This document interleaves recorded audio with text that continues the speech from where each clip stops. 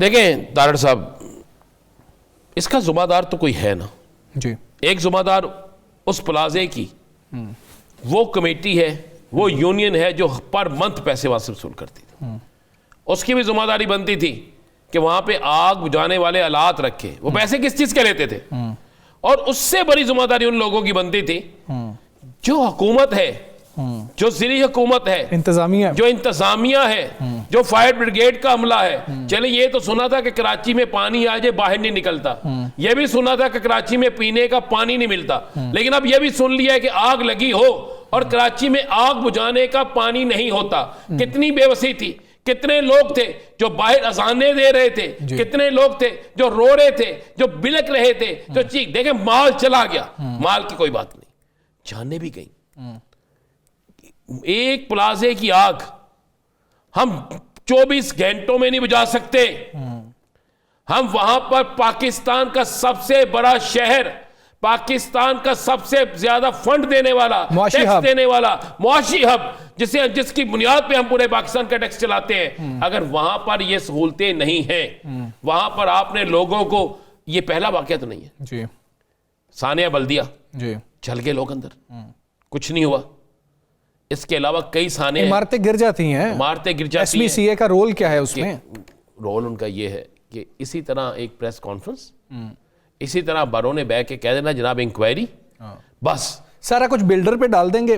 لیکن جنہوں نے وہ این او سی دیے ہیں، جنہوں نے وہ بننے دیا ہے، اس کے اوپر کوئی بات بھئی نہیں. قانون ہے کہ آپ چیک کریں گے آپ کے ڈپارٹمنٹ کیا یہاں پر آگ بجھانے والے آلات موجود ہیں.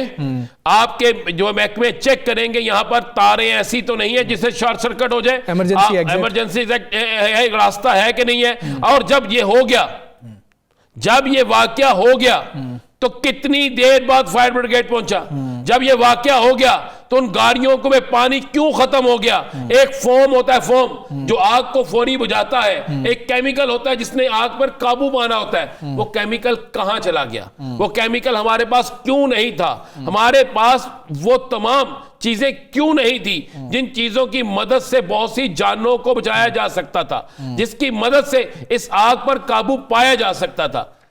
اور اب آج میں دیکھ رہا تھا ایک پریس کانفرنس، سارے انتظام بٹھایا ہوا تھا اس وہاں کے لوگوں کو، اور جس طرح وہاں پہ گفتگو میں کہہ کے بھی لگ رہے تھے، جس طرح اس گفتگو میں سوال کوئی کرتا تھا تو روک دیا جاتا تھا. نہیں بھائی، اس کا تو جو بھی ذمہ دار ہے جی، انتظامیہ میں، حکومت میں، اس تنظیم یونین میں جو بھی ذمہ دار ہے، اس کے قتل کا مقدمہ ہونا چاہیے. یہ قتل ہے، یہ غفلت ہے. اچھا ران صاحب، اس میں ہم نا وہ بھی کر لیں گے، چلیں ٹھیک ہے جی، یہ ایک دفعہ ہو گیا، آئندہ نہیں ہوگا، ہم اگلی آگ کا انتظار کرتے ہیں، اگلی عمارت گرنے کا ہم انتظار کرتے ہیں. ثانیہ بلدیہ تھا جو، وہ کیا پانی سے مرے تھے لوگ؟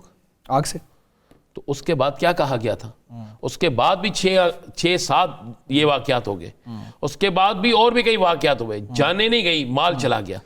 وہ اس میں تو انتہا ہو گئی نا، انتہا ہو گئی. رانا صاحب، اس میں کوئی ایک شخص، کوئی ایک سربراہ، کوئی ایک ادارہ اور کوئی ایک حکومت ذمہ دار نہیں ہے. 1998 میں یہ جو عمارت ہے اس کی اضافی منزل تعمیر کی جاتی ہے، جس کے بعد جتنے لوگوں نے بھی حکومت کی ہے سندھ پہ، وہ سبھی آئے ہیں تقریباً. بھائی بالکل سب آئے ہیں، وہاں پہ بھی آئے ہیں.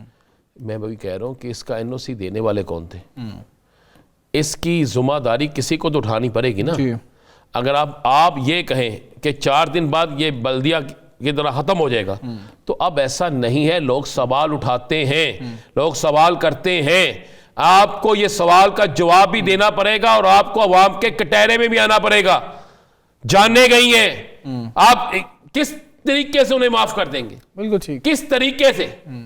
بالکل. ابھی ہم یہی امید کرتے ہیں کہ جو لوگ لاپتہ ہیں وہ خیریت سے اور ان کو ریسکیو کیا جا سکے کسی طرح سے، اور جو لوگ پریشان ہیں، لواحقین ہیں، ان کے دکھوں کا کچھ مداوع ہو سکے. ہم آگے بڑھیں گے اور کچھ سیاسی حوالے سے بھی ہم بات کریں گے. ایک بہت پارلیمانی معاملہ جو تاخیر کا شکار رہا وہ اپوزیشن لیڈر کی تقرری تھا، جو تقرری ہو گئی. رانا صاحب، اس کے بعد نام آیا کہ میاں نواز شریف صاحب نے خاصی ایفرٹ کی ہے، اور یہ صرف نون لیگ کی طرف سے نام نہیں آیا، دیگر کچھ جماعتوں کی جانب سے بھی نام آیا ہے، کچھ پولیٹیشنز کی جانب سے نام آیا ہے. آپ کے پاس کیا خبر ہے کس نے کوشش کی یا پھر یہ صرف اسپیکر صاحب کا جو ہے ایک اقدام ہے اور اسپیکر صاحب تک ہی رہنا چاہیے؟ میں دو چیزیں بڑی کلیئر کرتا ہوں. اگر میاں نواز شریف صاحب نے بنوایا ہے تو کیا اس کو رکوایا بھی میاں صاحب نے تھا؟ ٹھیک ہے. آج جنید خان زادہ صاحب نے ایک بات کی ہے اور جنید اکبر نے, انہوں نے کہا جب ہم سے کہا گیا کہ آپ ان کی جگہ کوئی اور نام دے دیں تو ہم نے کہا پھر حاجی اقبال لے لیں, تو انہوں نے کہا نا وہ تو اس سے بھی زیادہ ہے, پھر یہی ٹھیک ہے. اور آج آپ نے دیکھا بیرسٹر علی ظفر نے بھی کہا ہے کہ ہمیں آج یقین دہانی کرا دی گئی ہے چیئرمین سینٹ کی طرف سے بھی اپوزیشن لیڈر کی. آج انہوں نے باقاعدہ یہ گفتگو کی اور انہوں نے کہا تمام قانونی آئینی ہر چیزیں ڈسکس ہونے کے بعد مجھے یہ سمجھ نہیں آتی, مان لیا میاں صاحب نے کروا دیا, کیا یہ پہلے روکا بھی میاں صاحب نے تھا؟ اور اگر یہ میاں صاحب نے نہیں روکا تھا اور اگر میاں صاحب کے کہنے پہ ہوا ہے تو پھر سپیکر صاحب کا رول کیا ہے؟